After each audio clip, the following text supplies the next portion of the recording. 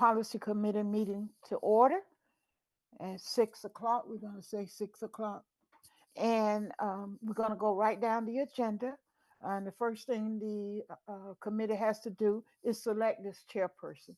So, are there any nominations for the chairperson of this committee? I would like to nominate Kate as the chair. And I second it. Okay. All in favor? Aye. Aye. We don't have no opposed, so the motion is so carried. Kate, you're the chairperson, so you can take over now. Thank you so much. And thanks everybody for your confidence. I appreciate it. So we work normally with Kim Thompson and Kelly Trucius, and I just want to thank them for joining us again this evening. I did speak with Dr. Casimiro earlier this evening. She said she's going to jump on, but she was going to probably be a few minutes late, so she may pop on at some point. But we've been slowly working through this. We had a little interruption, but I'll let Kim and Kelly get into more detail on that with agenda item number 2, which is an update on our work status. Great, thank you. So for those of you particularly who are new to the group, we have quite a whole lot of many policies, and they're really like our law book. So the rules of engagement for operation of the district. And they're broken down by series. And so there's a 2000 series, 3000 series, 4000 series, and each one of those thousands of series are dedicated to a certain area of operation of the district. So it might be personnel, it might be students, and all of those policies from time immemorial have been amended and changed and kept in a 3-ring binder that rested in the Board of Ed room. Several years ago, we undertook an audit of the policies with CABE, and that involved sending all of our policies to CABE. And CABE went through them all and kind of made a matrix for us of here's what is missing, here's what's mandatory that you need to get in, here's what you might want to think about in each one of those series. So as you might imagine, it's a pretty voluminous report, and it tracks recommended policies and, as I said, things that are missing. So what CABE then does is CABE is housing all of our policies on their platform, on their website. So if you go into the Danbury Public Schools website and you're looking for a particular policy on hiring, for example, you might find you will go to the district website that says policies, you'll click on it, and it'll take you right into the CABE hosted website, which houses the Danbury Public Schools policies. You'll find the one on hiring and you'll read the policy that way. It also houses your Board of Education bylaws and a couple other things like that are all housed in this one platform. So what we're doing now is we were trying to think of kind of the most organized way to go through and make sure that in each one of these series that we had what we needed, that we passed what we needed if it was missing, and that anything that was obsolete or that just didn't really apply anymore was taken out, would be taken out, and that we considered any policies that might be a good idea to think about, not necessarily ones you have to have, but ones that the policy committee might want to think about. As we march through these series, you might remember this past Wednesday, there were a bunch of policies on the Board of Ed agenda for a first read.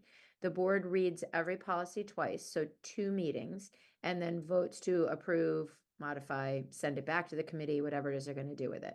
So on the first, on the board meeting this past Wednesday, there were a series of policies that you all voted for a first read on as a group, and they involved kind of operational things in that, I think it was the 2000 series. So it was things like who's the signatories, what happens if a superintendent's incapacitated, like things that were very routine that all went in for a first read. So they've all been approved for first read. They're going to come on your next board agenda for a second read and a vote. And depending on what you decide as a larger group at that board meeting, they might be, let's say they're approved. We then work with CABE to make sure that the policies get amended on the hosted website, and then we move on to the next one. So we've done the 2000s. We paused on the 3000s, which had a lot to do with finance. And we moved into the 4000s, which is the next kind of really big chunk. It's pretty dense. It's going to take a few meetings, I think, to get through. And so we'll walk you through, and the next agenda will have the each one's of the ones that you might want to consider will be on the agenda. We have been through, and Kelly, keep me honest here, but we have been through, you all have been through over the last year or so, passing everything that was mandatory. So we are up to speed on everything mandatory. And now we're kind of going through what's obsolete, what don't we need anymore, what might we want to consider as a new policy. So on items 3 and 4 of tonight's agenda, we're going to do two things.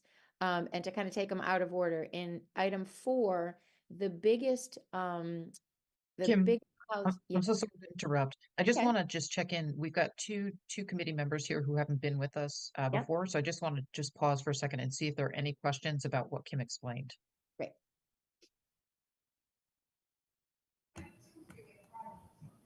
Juanita? Yes, thank you. I'm sorry that I came on a little bit late. So I do have a couple of questions.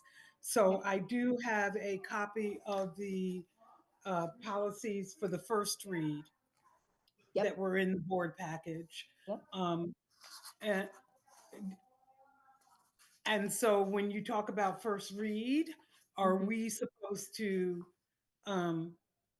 look those over tonight, or they were already looked over in the previous policy meeting?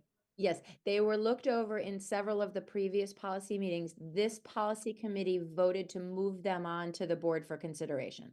So they're on the board, the full board agenda for a full board vote.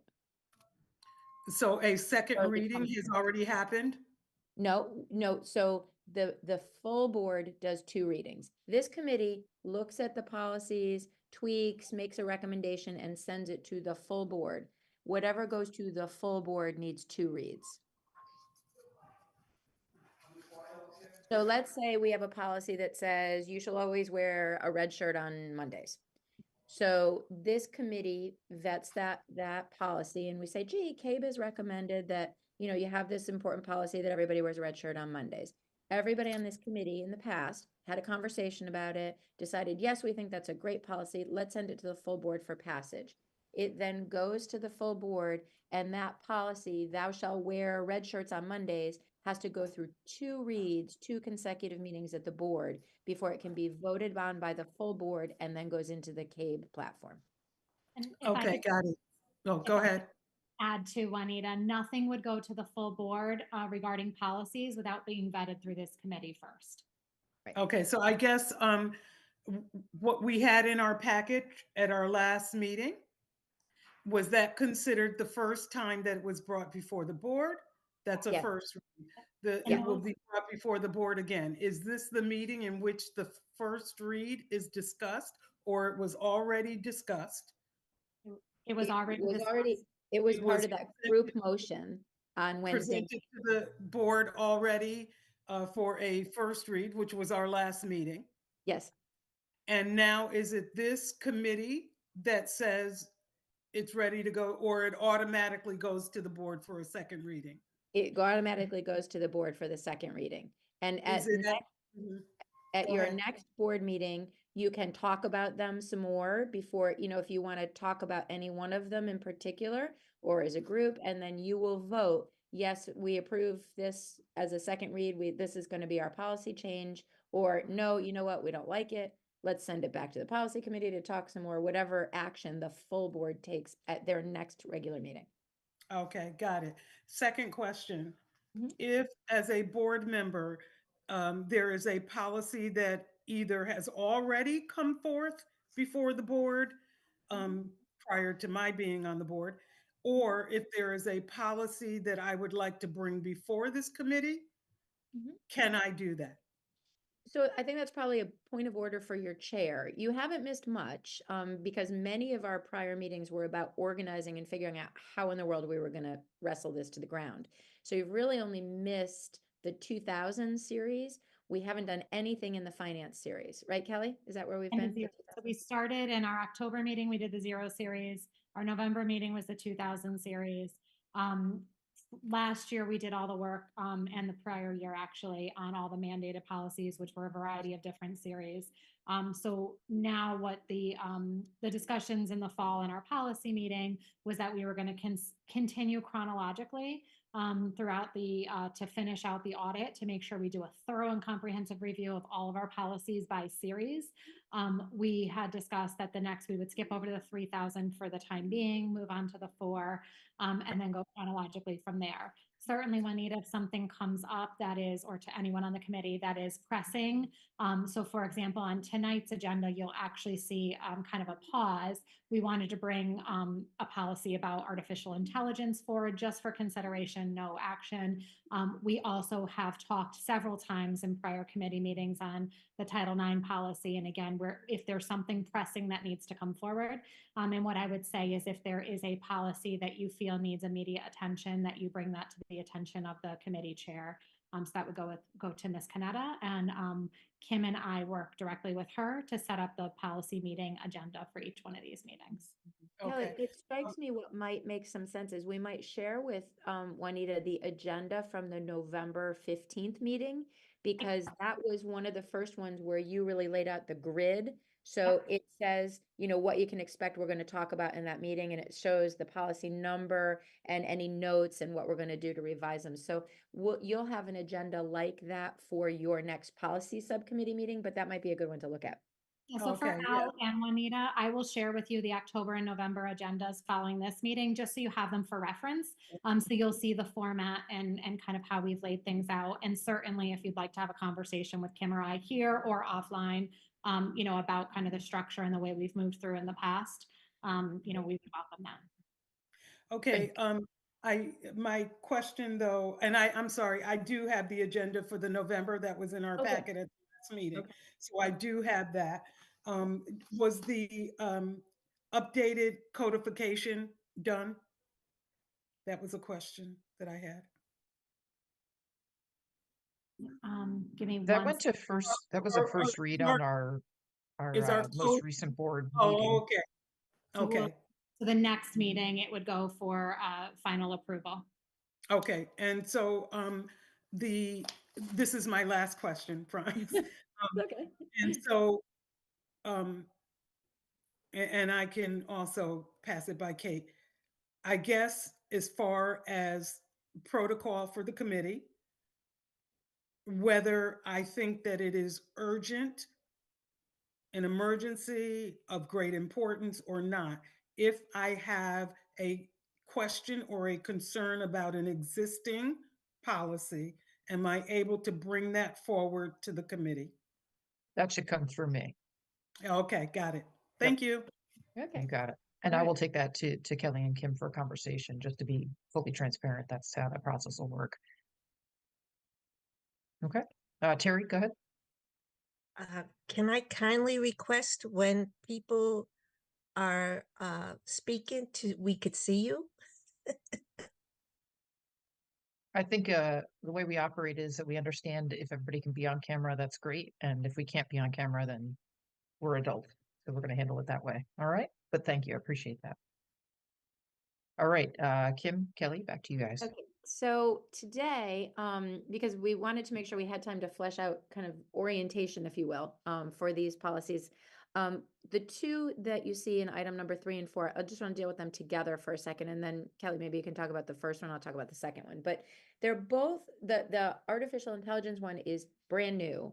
It was one that it started to percolate around through CABE, some other organizations. So we thought it was a good idea to get it in front of you so that you can take it home, think about it some more, talk a little bit about what the ramifications of it might be, and we can kind of have a conversation about that. The second one, which is the draft Title IX, our policy under Title IX needs to be updated. And so it's dense. And what you have, if you click on the link, if this makes sense, it's 2 of the same policy, one that applies to personnel and one that applies to students. So they're going to go in 2 different areas of the book. The first 4 pages of the policy are the meat of it. It's an anti-discrimination policy. They're very clear. They came from Shipman and Goodwin. They're their stock policies. The remaining of the packet, all the remaining documents after, are the regulations that help us to implement the policy. So because they're dense, we wanted you to get a look at them today. And then at your next meeting, At least that one I think will be kind of right in the forefront of the 4,000s, because it's important that we get that one tuned up. I will tell you the difference between the policies and the regulations. You will be asked to vote on the policy. The regulations can be crafted by the superintendent or designees to support the regulation. So it would go something like this. We have a policy that says anti-discrimination, and you need to take a complaint, put it on this form, take it to this person. All the nuts and bolts of it are the regulations that are going to change all the time over time. And so those are things that we can change in the discretion of the superintendent and the administration, but the rock bed of the policy is the one that you're going to be asked to consider. So we can talk about those items 3 and 4 today in that context, and then hopefully at the next meeting, we'll be ready to talk about them in a more formal way. So that was the method behind the madness of the agenda. So Cal, you want to And talk about the AI one? I just want to thank Terry for bringing the AI policy forward so that we're having this conversation. So thank you, Terry. Sorry. No, you're fine. Bear with me for a second because I'm having difficulty getting it to pull up while I'm speaking. So give me one Are we second. sure that it's actually Terry on the screen and not AI? You know? So I will pull it up in just a moment. Hi, Dr. Casimiro. Thank you for joining us. Hello. We selected a committee chairperson. Kate Canetta will continue in the chair capacity. We went over kind of our work historically, and now we are moving into the artificial intelligence policy. So Right. Thank you. so the artificial intelligence policy, and I'll pull it up in just a moment, but to piggyback on what Kim had shared, is really a policy that we know AI is out there. For any of you that have, used, whether it's GPS on your phone, speech to text, things like that, it is in the works, both with our adults and with our student population currently. I kind of compared it just in conversation to when cell phones became, vast and wide with our student population. At first, we had tried to police and helicopter and ban and do all of those things, and then realized embrace it as a tool and put strict rules and regulations around it. And so the purpose behind an artificial intelligence policy is that we know it's here. We know that it is something that is going to be part of our world, both in our students and as well as our teachers. And so what are some ways in which we can educate the community on what artificial intelligence is? What are some of the ways we can educate them on the benefits? Because I think there is a pot of people that they hear that word and go, oh no, we could never do that, without realizing that there's some things that they're already accessing that have artificial intelligence. And then how can we help both our educators and our students, because the 4,000 series really around students, to be smart users and smart consumers of technology. So if you're utilizing artificial intelligence to assist you with an academic task, that you are doing it truly to assist and not to, supplant your own work and so forth. And so really that's the premise behind the artificial intelligence policy. Teresa, do you want to go ahead and add? Yeah. One thing I learned at CABE, because I didn't know there was a difference, is the term generative AI. Like you said, we have it already in GPS and our cell phones and all this stuff. But generative AI is what the teachers are experiencing a lot in their classroom, the students using parameters to create their own stories through AI. And that's called generative AI. And that really is not mentioned in this policy, is it? I mean, I didn't see the distinguishing factor between the two. It's one of the optional ones, I think.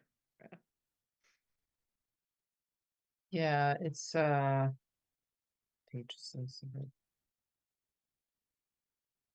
it's the second page. Instruction personnel. Generative AI there's like a whole section on it. Okay. All right. Yeah. All right. And I actually was it's the looking at following the page as first. well. I didn't Yeah. realize it scrolled down. I'm sorry.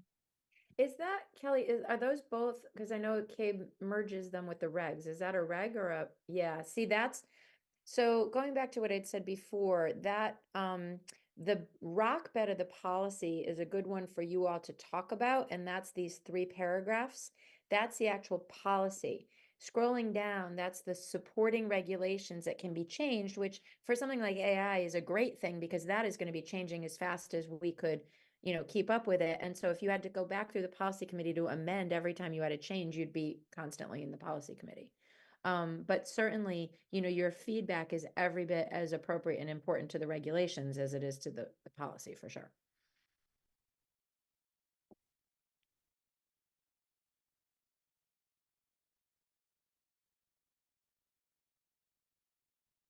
Kelly, you're on mute. I'm so sorry. So we wanted to put in front of you primarily the policy. So that is the first page or the 3 paragraphs to talk about whether or not it is something that we want to consider for moving forward. I also think along with this committee, we should be considering some recommendations as far as how we educate our broader school community on this topic. And so both of those will be up for discussion next week. But anything from page 2 on are regs to consider, and certainly your feedback on those. And Teresa, for example, you bring up an excellent point on making sure we have some terminology and definitions in there. So those will also be things that we can, we can discuss at the next policy meeting. Are there any logistic? Oh, go ahead, Kim. I was just going to say the other question that I'm not sure we can answer it quite yet, but the other question I would have is kind of what are our neighbors doing, right? Because we have a school district where we have a lot of mobility, and it would be nice if kids had the same kind of policy in place were they to move around districts, or, it would be interesting to know how others have thought about it. And I'm not sure there's any answers to that yet because it's so fast moving, but maybe we can see if we can check in with Cabe or somebody on that before the next meeting. I think that's a great idea. Kara, was there anything additional that you wanted to add about this? I know you've been involved in the conversations as well. Yeah, I don't know if it's premature, but certainly, this is the type of policy or reg that it's probably going to go through its several iterations as quickly as this is developing. New issues emerge, and so that will probably need to be clarified. I think this is broad enough to get us started with this. Gina Jasmine, our tech director, and I have been working very closely on this. We attended the ISTE conference last summer, which was the AI was the primary focus of the entire conference. So we probably attended 20 or 30 sessions of different types and, of all kinds. She and I have been working closely. She has also been attending some of the state conversations on this, some of the collaboratives. And I'm also working with someone from someone who is, has been really experimenting with this as in terms of curriculum. So on the exciting end of this, a lot of folks that want to block it because they feel that kids are plagiarizing.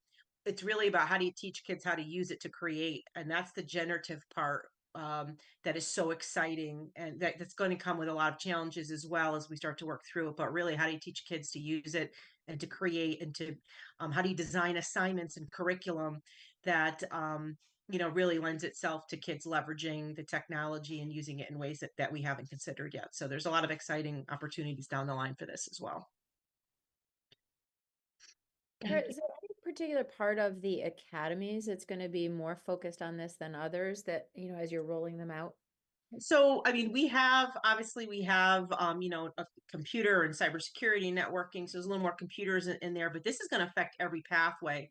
One of the questions that we initially had the idea to create an artificial intelligence pathway, but the thought is that this is so pervasive, it's going to cut across every single industry. One of the questions that we had our teachers asked when they went out for the industry day to over 60 different industries, before they left, they had to ask the question, how is AI transforming your industry? And how do we as educators have to back in and build skills and tools to help nurture the skills that they're going to need so they can hit the ground running when they graduate?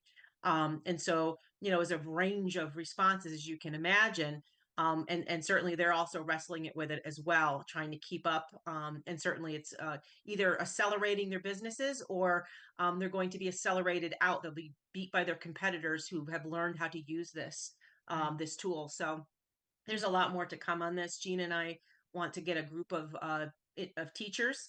I have somebody who's willing to kind of run, we call them experiments, where we try some things out. We try a bunch of the different applications that currently exist.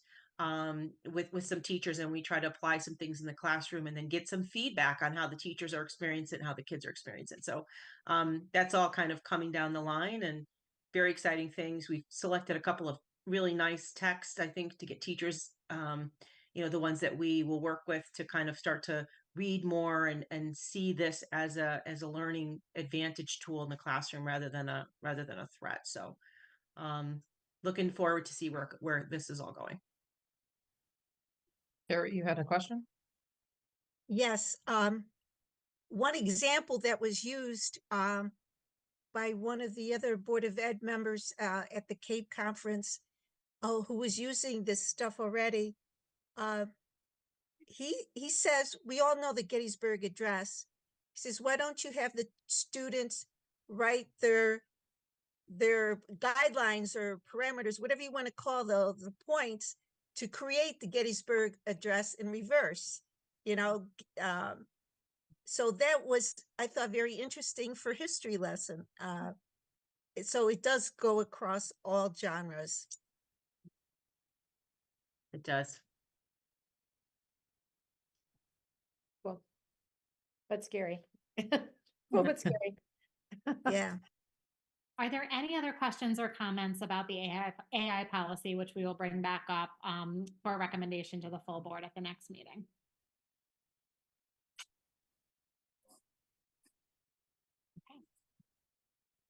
I think the meat of that one is in the regulations. Maybe I'm wrong, but the policy is really just there to serve the purpose of creating space for the regulations to occur.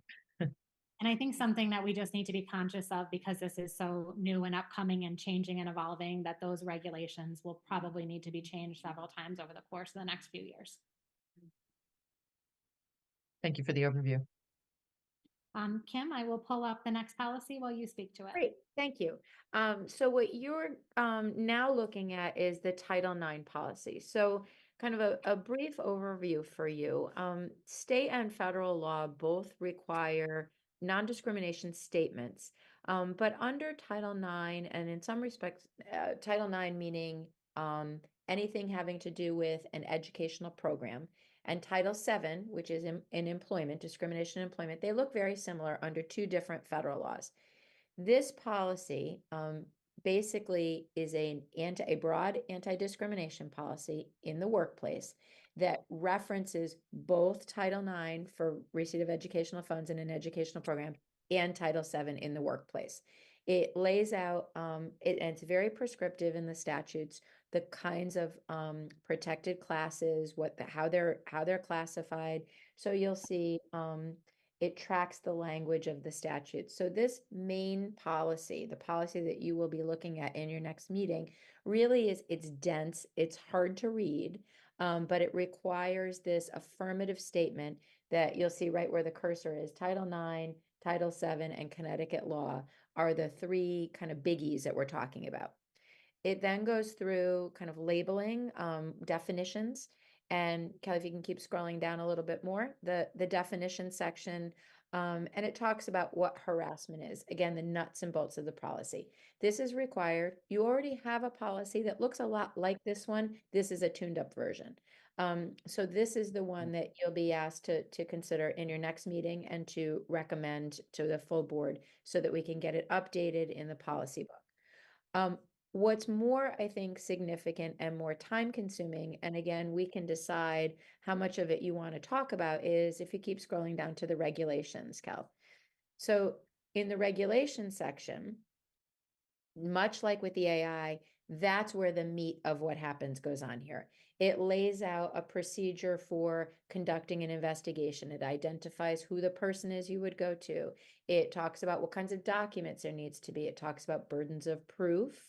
It talks about follow-up requirements, all of the nuts and bolts, the checklist, if you will, of things that need to be done by the district to protect against a claim of unlawful discrimination under one of these, either one of the two federal laws or the state law. So it lays out all of those policies. We're a very big district, so we need to be thinking always about who is charged with doing these investigations. And there's also some pretty rigorous training that goes along with the people who are responsible for the investigations. your district has been trained. We were trained last year by Shipman and Goodwin, who came in to talk about with all administrators on training, identifying sexual harassment, identifying hostile work environment, and really doing an overview of all of the process that needs to happen whenever there's a complaint made. So this is a little bit easier read. It's a little more interesting of a read for you as you do kind of your homework for the next meeting. But these, again, are the regulations that are subject to change. There's also in these regulations a sample complaint form. There's mandatory postings that need to go up around the district. Again, we have all of those pieces. We have postings in place. We're going to tune them up, just update them a little bit more and get them put up across the district.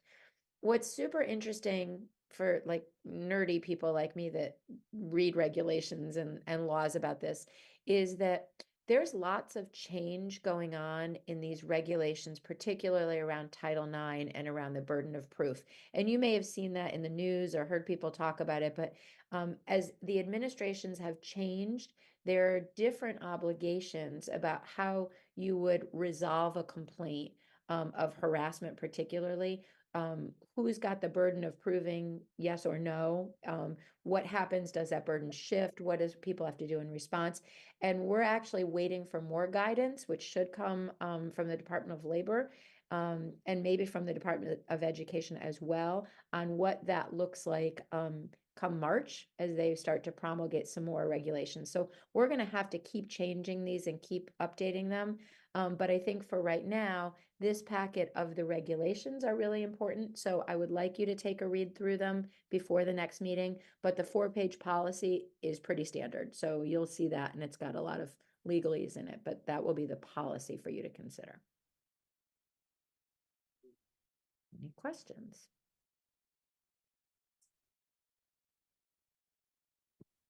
So I just want to clarify for those who aren't aware, we'll only make a motion about policies at a committee typically.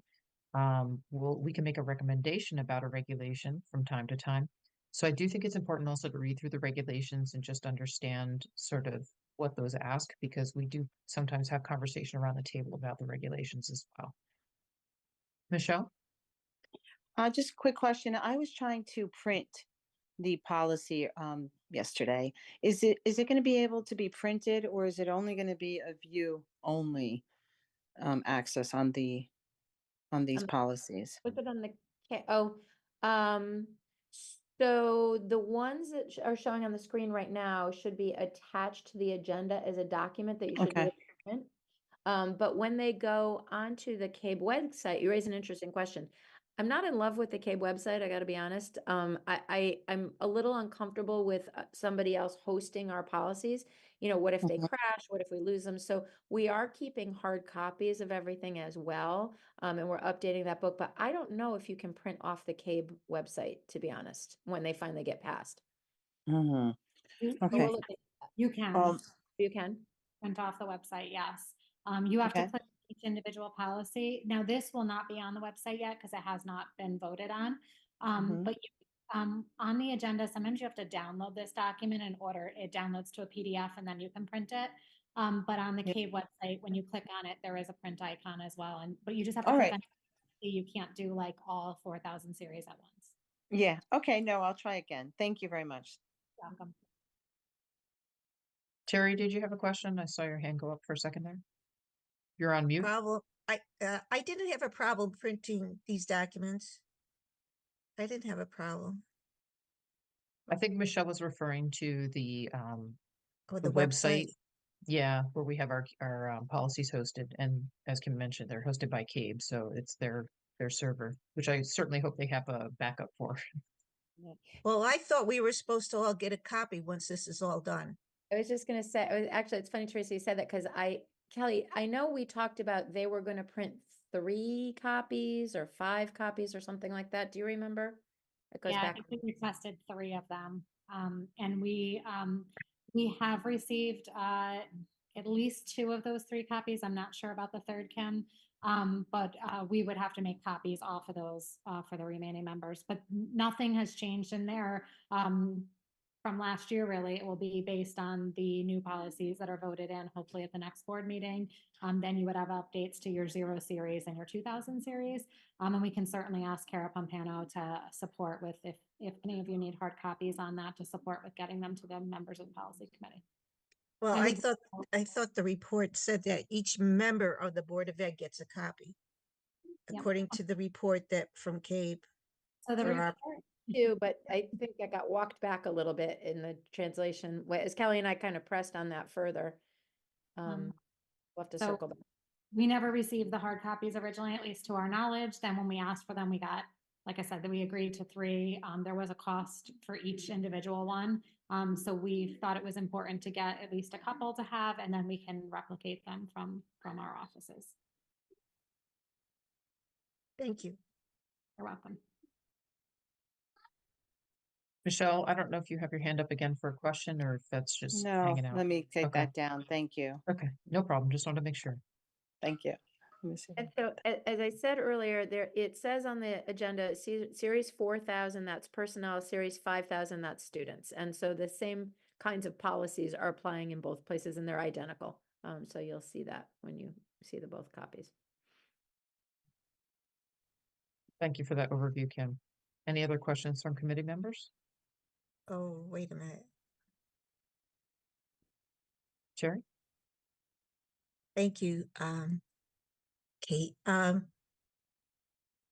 When you, Title IX, is there, for the series 5000, is there anything new in there? I mean, it's just so detailed. Can you summarize if there's anything new?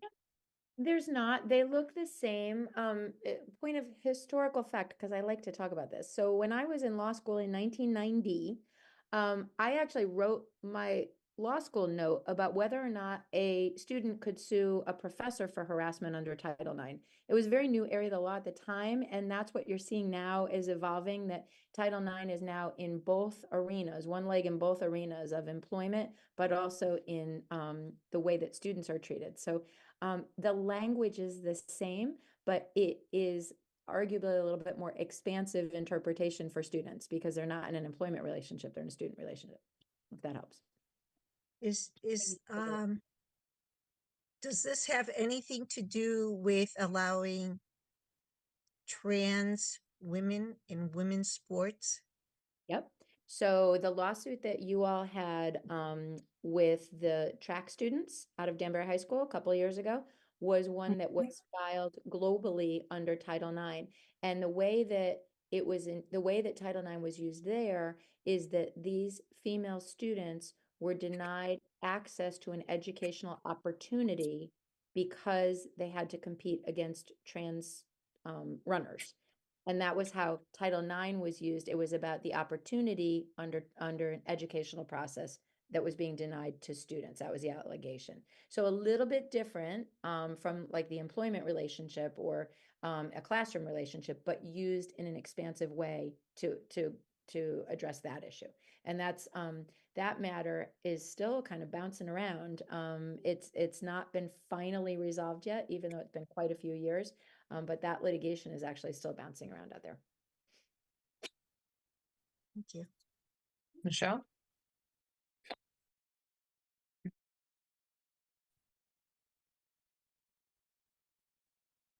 Michelle, you're on mute. Sorry, one second. Can you hear me now? Yes. Okay.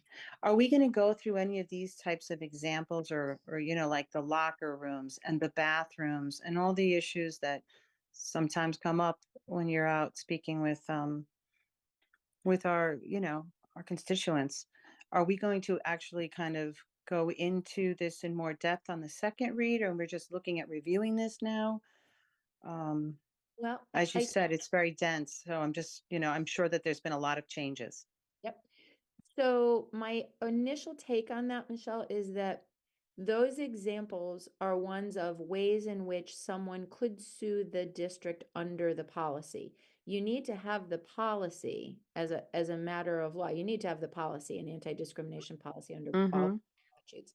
And you need to have regulations about how you're going to handle a complaint and how you're going to define what, again, using lots of regulations that are tracking in the federal law, how you're going to define certain comment or conduct. But I don't know that this committee could, you wouldn't promulgate a rule, for example, or a policy about, I don't think about, for example, transgender students in sports. Part of the way that litigation came up was that SEAC is the one that promulgates the rule. And we decide whether to follow the SEAC rules or not, and whether that, and then gave rise to an action. So I don't know that we would spend a lot of time talking about various scenarios, because I don't think you would promulgate rules around them. But you would have to consider the basic shell, which would give rise to those examples, if that makes any sense. Does that help? Uh, So in a sense, okay, I get that we have the laws, like for instance, after the sport, after the event, and you're going to go into the locker rooms or the showers, like right now, I know when I got on the board initially, I had asked that question, and the answer I think I got was, well, they're broken right now, so it's like we don't really have it addressed. So that's the kind of stuff I'm looking to find out. How are we addressing these issues as a district? Can we discuss that? What is in our policy? If it has to do with a maintenance issue, we're not addressing it. How are we moving forward, especially with the Career Academy? Like, what is our position in the district and as a board? Because this is the first time we're really, as far as I'm concerned, since I've been here, that we're really having these conversations. Yep. Thank you. I hear you. Yeah. And I think that's a valid point, but I think that may be a better conversation about what are the rules that already exist out there from, state law, or regulations from the CHRO, or from the Department of Labor, or from the Department of Education, that govern conduct. There's lots of rules coming out about, do you have to have a unisex bathroom? Who can access it? Those rules already exist. Those are not of your making. Those are rules that, you have. So the SEAC example is a good example of that. The question, I suppose, becomes, if you as a board or as individuals don't like the SEAC rule, is the district going to question the rule? How does the issue get joined? It doesn't have a lot to do with your policies, because you can't enact a policy that's going to conflict with a law regulation. But it's a fair question about how are we maneuvering within the structure that these other big organizations are giving us. And I think that's probably a different kind of presentation, because I don't think it's creating a policy question. Okay. We can talk about how that fleshed out for you, and what kind of a forum we do that in. Yeah, if we could look into something like that, I'm really interested in myself as a board member and, a parent in the district. I really am interested in knowing what our Yeah. position is and how we're moving forward. Yep. And we get questions like that all the time. And, certainly Kelly and Kara can both speak to this as well. We'll get questions about, someone wants to be referred to by a different name. Do you change the records in PowerSchool? Do you call them by the different name? Those are all things that we could ultimately be exposed to litigation under these policies, under these broad policies that say you shall not violate Title IX or you shall not violate Title VII. But we're having to maneuver within lots of other rules and regulations that are coming to us from other agencies.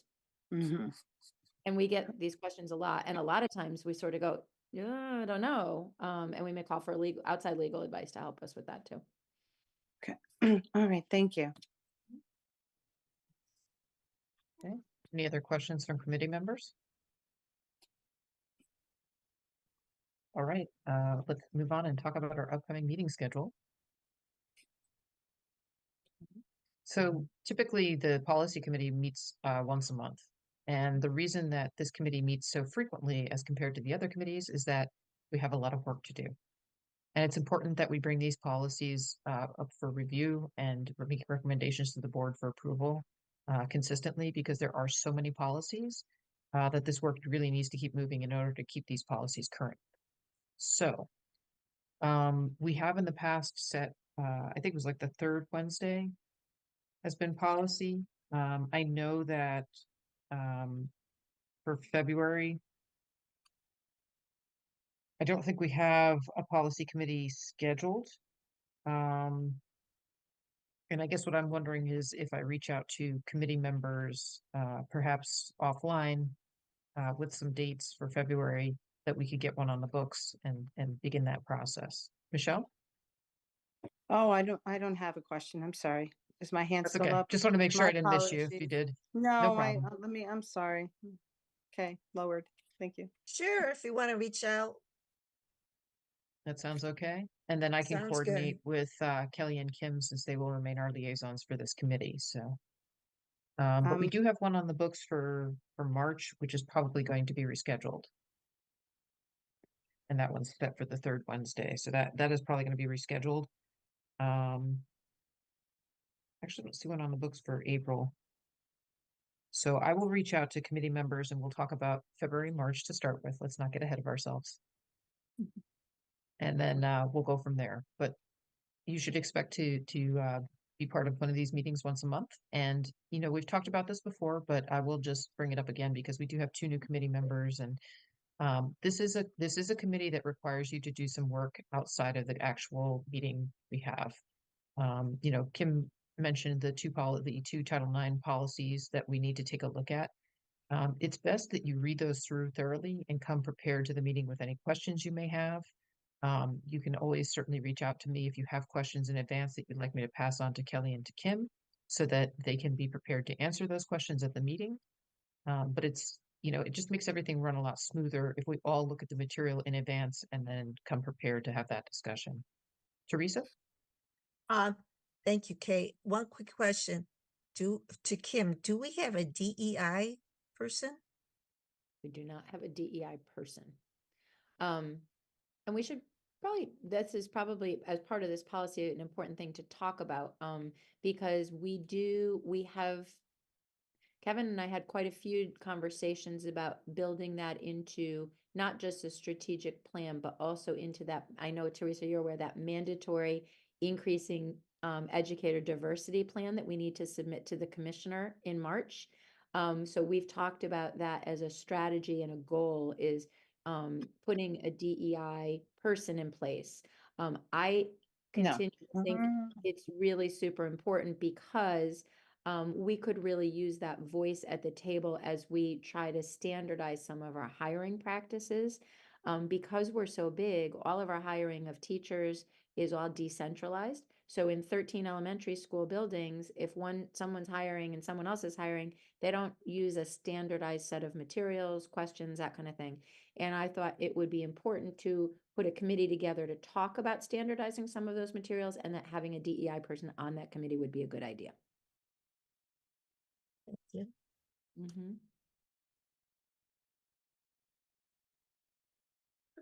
If you wouldn't mind, just with the policy agenda, I will follow, unless I get feedback differently from the committee, but the same format that we used in October and November, which will link the existing policy if there is one, and then the new recommended policy by CABE.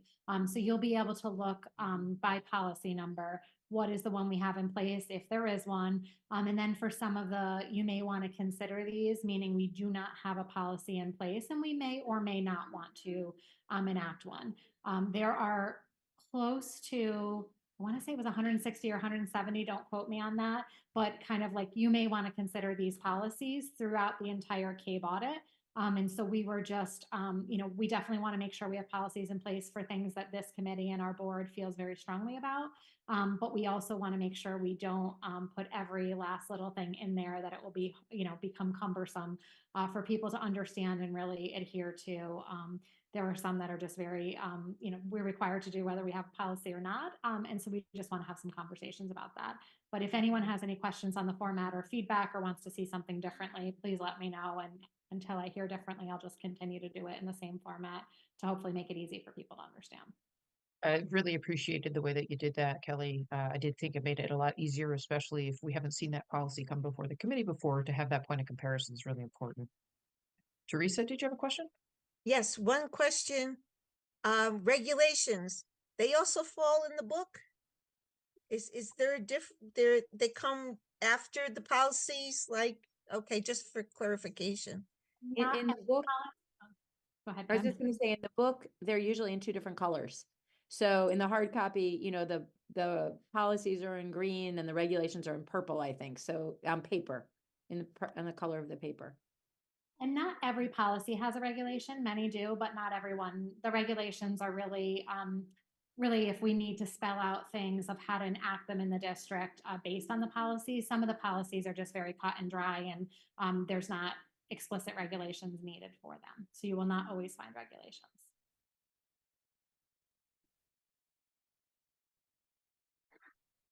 Okay, any other questions from committee members about any of the things we talked about this evening?